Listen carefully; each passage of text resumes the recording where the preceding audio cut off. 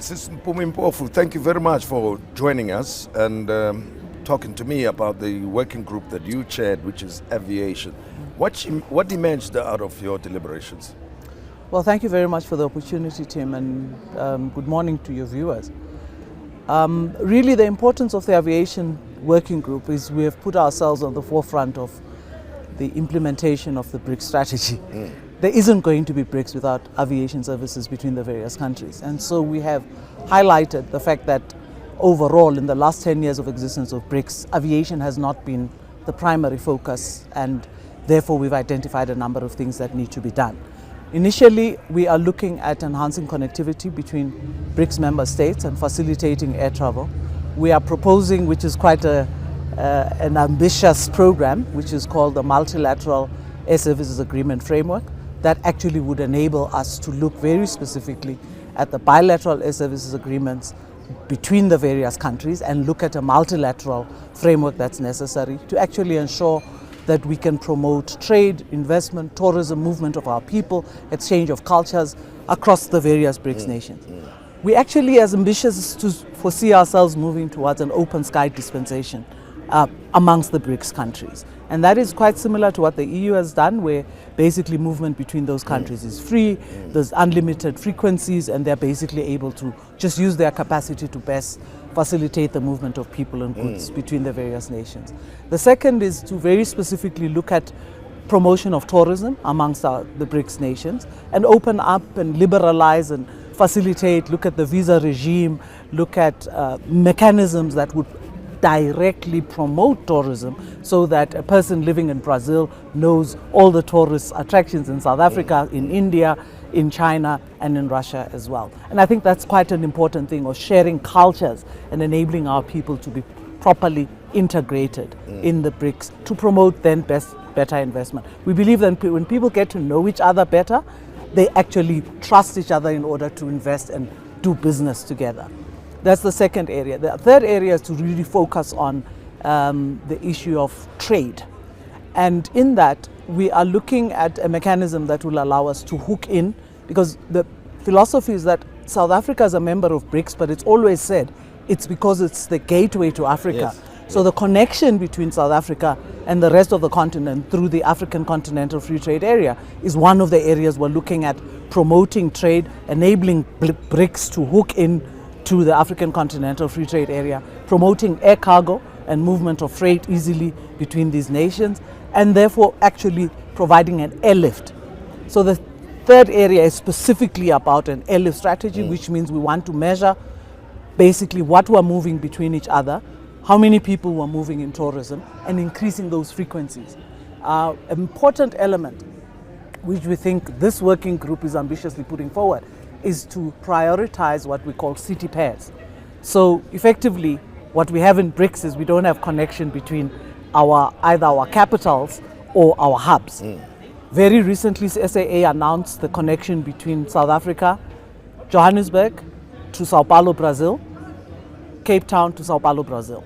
And it's that kind of connectivity that we think is urgent, is important, and needs to be done immediately.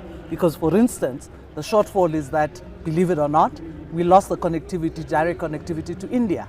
So you can no longer fly to Mumbai or even Delhi, the capital, from South Africa. And that's a travesty of justice, given the historical connections of those two countries. And therefore, the immediate task for us is to look at those city pairs and commit the airlines to do feasibility assessments and actually commit to flying at least between country city pairs that then facilitates the rest of the trade. The intention on the multilateral air service agreement and the airlift strategy is then to increase those frequencies over time. But at least let's just establish them at the basic level. I have colleagues who have flown in from other countries. The Brazilians had to fly, because this particular SAA link has not happened yet, it's coming in the next month or so, but the Brazilians had to fly via Dubai to get here. He's flying to India from here, and he has to go back via Dubai to get to India.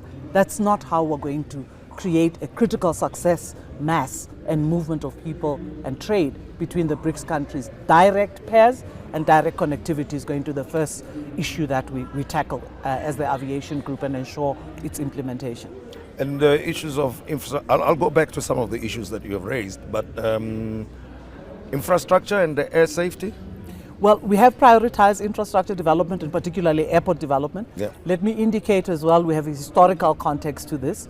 The predecessor to BRICS was IPSA, India, Brazil, South Africa.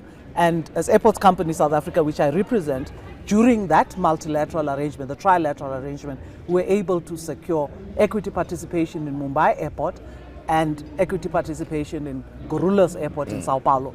And we owned a stake of those airports. Meaning South Africa owns ACSA, absolutely. Yes. And by definition, we can actually do that as well Yes. in the broader BRICS for formulation right now, to actually allow each other to exchange where we have strengths, we share with others, and we help them develop. India has since grown significantly since 2006 when this was done, and by definition that means they don't need our help, but they Yes. have many other airports where we could actually partner with them. So that issue around infrastructure development, exchange of capacity and management expertise in the airport infrastructure environment is key. What we've also looked for is another critical area we've agreed to. Initially it wasn't on our objectives, but in our discussions it came out as a critical area which we now prioritize, and that's training. Training of pilots, training of people in the aircraft safety and airport safety and security environment, and that basically through formal academies, but we've also agreed on exchange programs between our various airport companies and airlines. What is the state of air cargo between the BRICS members currently? I'm sure it's growing substantial, I can imagine, between South Africa and China specifically. Well, how is that generally working? air cargo has grown by leap of bounds coming out of COVID compared to even in certain instances passenger movements. But generally I think the conclusion we've reached is that air cargo is not necessarily significant between the BRICS nations, and we've then put out one of the priorities as growing both air cargo facilities but also air cargo airlines which will basically dedicated freight services that will promote trade between our countries. Now, you have mentioned some of the challenges or problems, citing the Brazil delegation experience, for instance, and it's a good development that now the links are being established between Joburg and Cape Town and São Paulo in Brazil. The India line, when is that going to happen? We are seeking to prioritize that coming out of this particular summit. We think that can be prioritized. The real issue and challenge would be the issue of airlines that are willing and able and have the capacity and fleet to service that route. But we all know it's urgent for historical and other reasons. In fact, it was stopped previously under circumstances that we would all not Which agree leads me to our South African problem then, that the national carrier has reduced its services overall and opportunities are emerging. What's going to happen to that? Or are these airlines that will be participating more coming from the other BRIC member countries than from South Africa? Well, let me just give you an example of the one on Sao Paulo right now. It's both SAA and LATAM Airlines, which is the Brazilian national carrier, which are going to service that route. And in all instances, you would see SAA is growing and they are basically taking up most of these opportunities. What we do want to do is to see that focus on the national carrier moving in that direction, particularly to service BRICS. But in essence, I think in the Indian side, we have to get a decision about which airline is going to be dedicated, and they have many. The issue is which one is going to be focused on this particular route to service BRICS, and that's a national decision that we can't interfere Out in. of interest and curiosity, what is the extent of air travel between Moscow and South Africa and Joburg, or any of the major cities of South Africa? And on the back of that, I mean, the extent of travel from China direct to South Africa, is that happening? And which airlines are operating those routes? Okay, let me give you an indication, just starting with the Russia issue. In Russia, the big issue is related to freight, and they're particularly a big consumer of our fresh produce. Yes. So dedicated capacity for freight and particularly fresh produce going to Russia, and that's growing in leaps and bounds. It's their cold winter that makes them demand citrus fruits and all sorts of things, and that's really a market that's thriving well. What we don't have is then the issue related to tourism as much as we would like, and that is actually an area we should be looking at growing. China has grown in leaps and bounds, but China suffers from a different problem. China had a zero tolerance policy to COVID. So globally, China has lagged behind the rest of the world in terms of recovery, and they've started opening up very slowly, and as they do so, we watch with interest, but we know that they carry a big percentage of global air travel, and as such we'll see that grow. But they actually had shut down for quite a while because of their zero tolerance to COVID. They've managed to cure and kill the risk of COVID in their particular environment, and now basically we see that But growing. for But Air South- China and others are actually South Africans servicing who travel around the world would like to travel around the world without the restrictions or impediments, some of which you've mentioned. As you deliberate, how is the experience going to be for those South Africans if at least they travel between or amongst the BRICS member countries? Well, what we are looking at is in the open skies dispensation, once you establish a multilateral framework, you would have to facilitate that through standards and practices within BRICS that actually would promote easier travel. Look at the visa regime and make sure that we're all agreed on exemptions of the similar nature. You would have to ensure that the passenger experience in terms of travel restrictions in relation to health protocols are similar and matched between the BRICS nations. I think the world over, in terms of global recovery, has actually suffered from the problem of lack of uniformity on those standards. So you go to one country and they require something you didn't know about from your own country. And that failure is actually going to be assisted by a multilateral arrangement within BRICS, because it's easier to agree within a block of particular arrangements. It's very difficult to do that at a global level. And that really is what stopped it in the past. Uniformity at a global level is almost impossible, because you almost undermine, countries' rights to impose restrictions that they perceive would be in the And there's talk that national South interest. Africa is the gateway into Africa. Everybody accepts that. But it's not going to be a walk in the park in terms of going into the continent and from the rest of the continent into South Africa and the rest of BRICS, isn't it? True, but there's a program that's already in place. It's an AU program. It constitutes a very important part of Agenda 2063. It is called SATAM, which is the single air transport market in Africa. And that is moving Africa towards a liberalized environment which allows for open skies policy to operate. Largely, I think Africa's problem is not necessarily the absence of a framework. It's the availability of what we call metal, which is the availability of fleet to service those routes. We have open skies with most countries on the continent, and that means people are free to fly between here and Nigeria. They can put up as many frequencies as they want. Very often, that's not the problem.